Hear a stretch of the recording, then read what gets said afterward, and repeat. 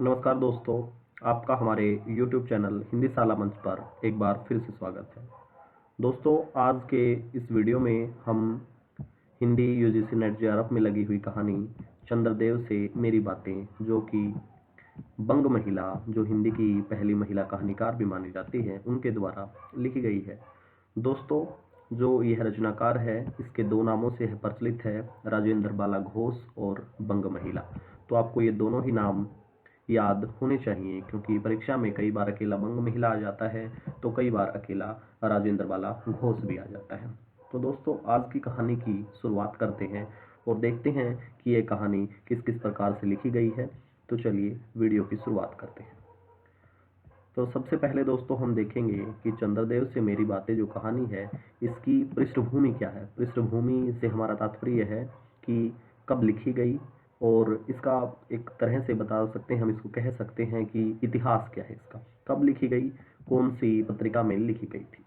तो दोस्तों, प्रकाशन है इसका सरस्वती पत्रिका में होता है, चंद्रदेव से मेरी बातें जो कहानी है, और वर्ष 1904 ईस्वी में इसका प्रकाशन होता है। खास बात यह है कि जो यह कहानी है वह निबंध के रूप में लिखी गई है। दूसरी जो इसकी विशेषता है दोस्तों, यह पत्रात्मक शैली में लिखी गई कहानी है।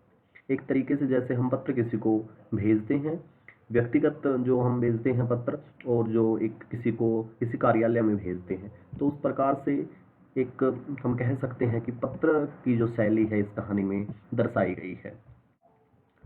भवदेव पांडे जो हिंदी के एक आलोचक रहे हैं, या कोई भी जो किसी चीज़ को, किसी जो कहानी है या कोई रचना है उसके ऊपर कमेंट करता है, एक आलोचक की भांति हम उनको मानते हैं। तो उन्होंने कहा कि जो ये चंद्रदेव से मेरी बातें हैं, यह हिंदी की पहली राजनीतिक कहानी है। तो परीक्षा में कई बार सवाल ये पूछा जा सकता है कि भवदेव पांडे के द्वारा हिंदी की पहली राजनीतिक कहानी कौन सी है। तो दोस्तों, आपको यह चीज़ याद रखनी है कि चंद्रदेव से मेरी बातें बंग महिला के जो द्वारा लिखी गई कहानी है, वह हिंदी की पहली राजनीतिक कहानी है। तो दोस्तों, जो इस कहानी के अंदर विषय आए हैं, जो प्रमुख विषय हैं, वह क्या क्या है, उन विषयों को एक नज़र हम देख लेते हैं। दोस्तों, इसके अंदर पक्षपात आया है। यह कहानी 1904 ईस्वी में लिखी गई थी। इसका मतलब हम समझ सकते हैं कि जब भारत गुलाम था अंग्रेजों के, तो जो अंग्रेज लोग हैं वह पक्षपात करते थे, या जो उच्च लोग हैं वो पक्षपात करते थे। तो उसका वर्णन है। ज्ञान विज्ञान का वर्णन है। अंग्रेज लोग आए तो उन्होंने आधुनिकता को, भारत में औद्योगिकरण की नीति को अपनाया, ताकि वे अधिक से अधिक यहाँ से कच्चा माल अपने देश में ले जा सकें। कलकत्ता की बात कही गई है इस कहानी में। कलकत्ता जो शहर है पश्चिम बंगाल का, उसकी चिकित्सा व्यवस्था पर बात करी गई है।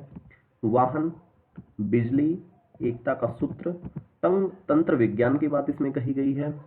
परिवर्तन का भी इसमें वर्णन आया, किस तरीके से भारत बदल रहा था, और कानून आदि का भी इसमें वर्णन किया गया है। दोस्तों, चंद्रदेव से मेरी बातें कहानी का जो प्रतिपाद्य है, यानी कि मुख्य जो इसका संदेश है या क्यों लिखी गई, तो प्रतिपाद्य हम पढ़ेंगे वो ये इस प्रकार से है।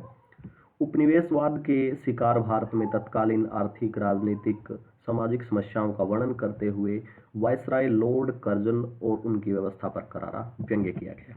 उपनिवेशवाद यानी कि भारत अंग्रेजों का गुलाम था, और उस समय की आर्थिक, राजनीतिक और सामाजिक समस्याओं का वर्णन किया गया है। वायसराय का नाम आपको अच्छे से ध्यान रखना है कि कौन थे उस समय, वायसराय लॉर्ड कर्जन, और जो उनकी व्यवस्था उस पर करारा व्यंग्य किया गया है। दोस्तों, इस जो कहानी है, यह कहानी चंद्रदेव को लिखे गए एक पत्र के रूप में लिखी गई है, जिसमें तत्कालीन भारत की जो व्यवस्था है और परिवेश है उस पर व्यंग्य किया गया है। दोस्तों, कि भारत किस तरीके से गुलाम है, और जो व्यवस्था है उस समय की वह काफी क्षीण है। अंग्रेजी सरकार की न्याय व्यवस्था पर व्यंग्य किया गया है। इसके अलावा दोस्तों, रंग भेद और पक्षपात का चित्रण है। जो अंग्रेज लोग हैं, जो गोरे लोग हैं, वे भारतीयों के साथ रंग के आधार पर किस तरह से पक्षपात करते थे। दोस्तों, इस चीज का वर्णन इस कहानी में हमें देखने को मिलता है। सरकारी मिशन और कमीशन की उपयोगिता पर प्रश्न चिन्ह उठाया गया है। दोस्तों, इस कहानी में जो किस तरीके से जो सरकारी मिशन है उसका प्रयोग किया जा रहा था। उच्च शिक्षित वर्ग की काठ के पुतलों से तुलना की गई है। जो उच्च और पढ़ा लिखा जो उच्च वर्ग है, वह मात्र काठ की पुतली के समान अंग्रेजों का गुलाम बना हुआ है। दोस्तों, इस चीज का इसमें चित्रण किया गया है। भारत की दीनहीन व्यवस्था को देख लेने का आग्रह भगवान चंद्रदेव से किया गया है। दोस्तों, इसमें दो ही पात्र हैं दोस्तों मुख्य रूप से कहानी में, चंद्रदेव जो भगवान चंद्रदेव हैं, और जो महिला है जो लेखिका है। प्रकृति से छेड़छाड़ किया गया है।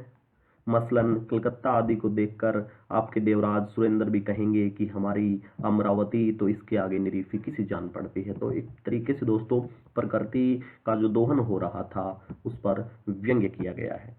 कलकत्ता विश्वविद्यालय के विद्वानों पर भी व्यंग्य किया गया है दोस्तों।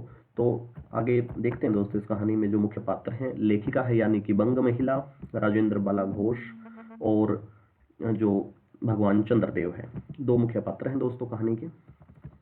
आगे देखते हैं दोस्तों, उद्धरण जो बातें कहानी में मुख्य रूप से कही गई हम उनको सार रूप में पढ़ेंगे। जो प्रथम उद्धरण है दोस्तों वो इसमें क्या क्या दिए गए हैं।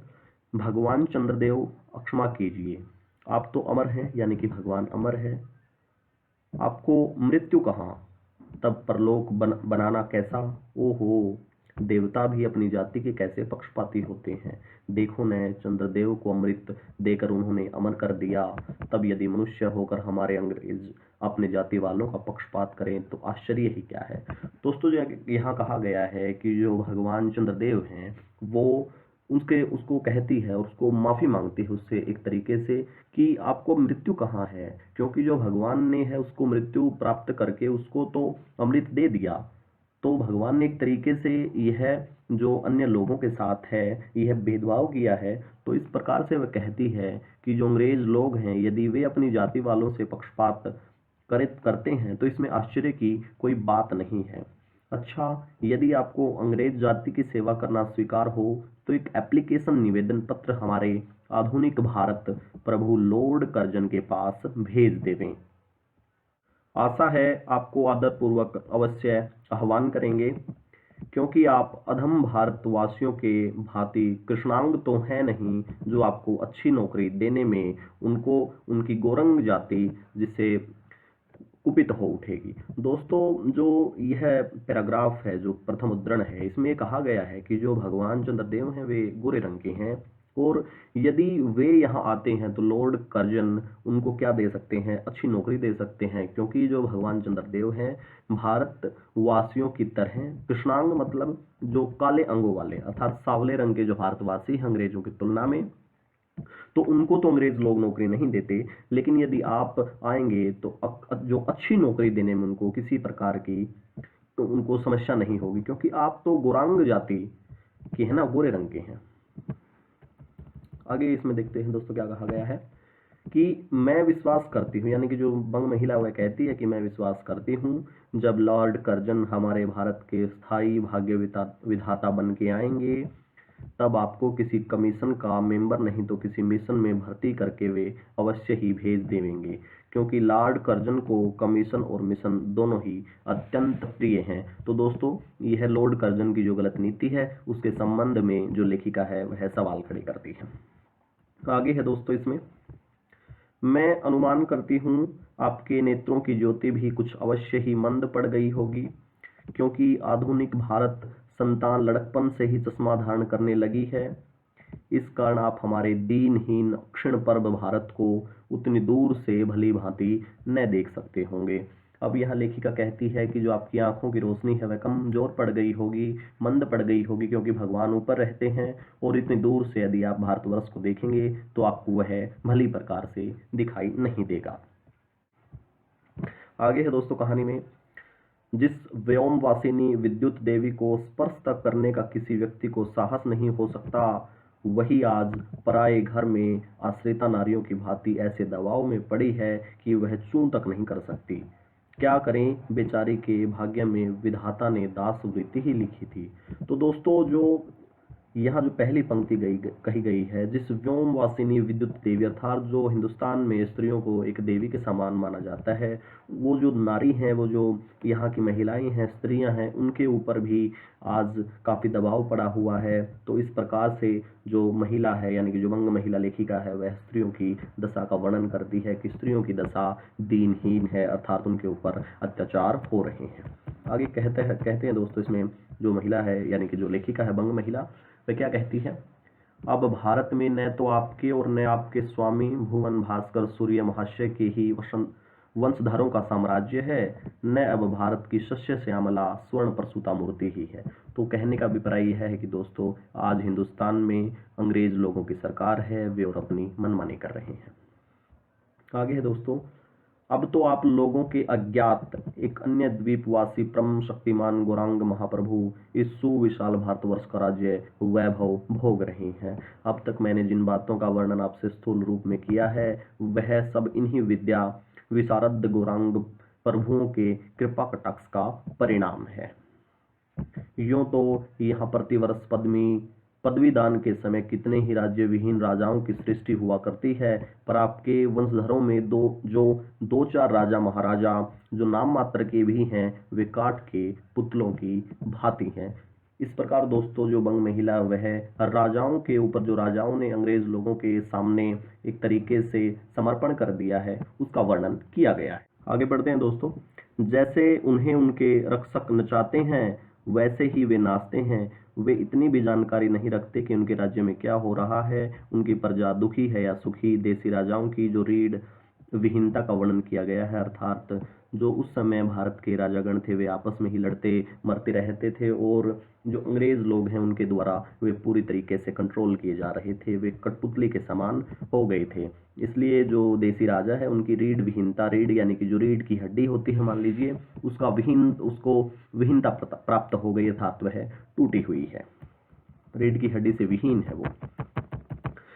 आगे दोस्तों, गंगा जो नदी है उस पर यानी कि जो प्रकृति का दोहन हो रहा है, गंगा नदी पर पुल बन गए। उनके संबंध में कहा गया है कि हरिपदोभ दवा त्रैलोक्य पावनी सुसरी के भी खोटे दिन आए हैं, वह भी अब स्थान स्थान में बंधनग्रस्त हो रही है।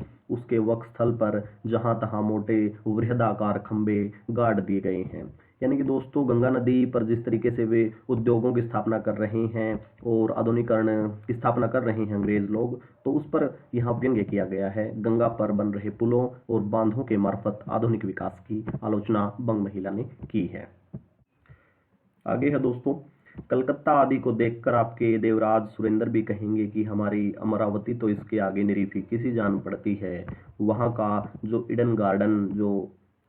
ईडन गार्डन तो परिजात परिशोभित नंदन कानन को भी मात दे रहा है। यानी कि जो ईडन गार्डन जो वहाँ का एक क्षेत्र है वह बहुत ही साफ सुथरे कानन यानी कि जंगल को, जो स्वर्ग का जंगल एक तरीके से कह सकते हैं, वह वहाँ के जो गार्डन है उसको मात दे रहा है। इस प्रकार से यहाँ जो प्रकृति से छेड़छाड़ है उस पर व्यंग्य किया गया है, क्योंकि जो अंग्रेज लोग हैं वे यहाँ से कच्चा माल लेकर जाते थे और जो भी फायदे की मुनाफे की चीज होती थी उसको वे अपने देश में भेज देते थे। आगे बढ़ते हैं दोस्तों। भ्रमण करने को आए तो अपने फैमिली डॉक्टर धनवंतरी महाशय को और देवताओं के चीफ जस्टिस चित्रगुप्त जी को साथ अवश्य लेते आएं। आशा है कि धनवंतरी महाशय यहाँ के अंग्रेजी डॉक्टरों के सन्निकट चिकित्सा संबंधी बहुत कुछ शिक्षा लाभ प्राप्त कर सकेंगे। तो दोस्तों यह जो कहानी है इस प्रकार से हम देखते हैं, स्त्रियों की दशा का वर्णन किया गया है, देसी राजाओं की रीढ़ विहीनता का इसमें वर्णन किया गया है, गंगा नदी पर बन रहे बांधों और पुलों के मार्फत आधुनिक विकास की आलोचना, प्रकृति से छेड़छाड़, अंग्रेजी डॉक्टरों और ब्रिटिश न्याय व्यवस्था की जो व्यवस्था है उस पर व्यंग्य किया गया है दोस्तों। तो दोस्तों ये जो पूरी कहानी है यह निबंध के तौर पर लिखी गई है। एक तरीके से जैसे हम किसी को निबंध लिखते हैं तो उस तरीके से लिखी गई है। हिंदी की पहली राजनीतिक कहानी भावदेव पांडे ने इसको कहा भी है।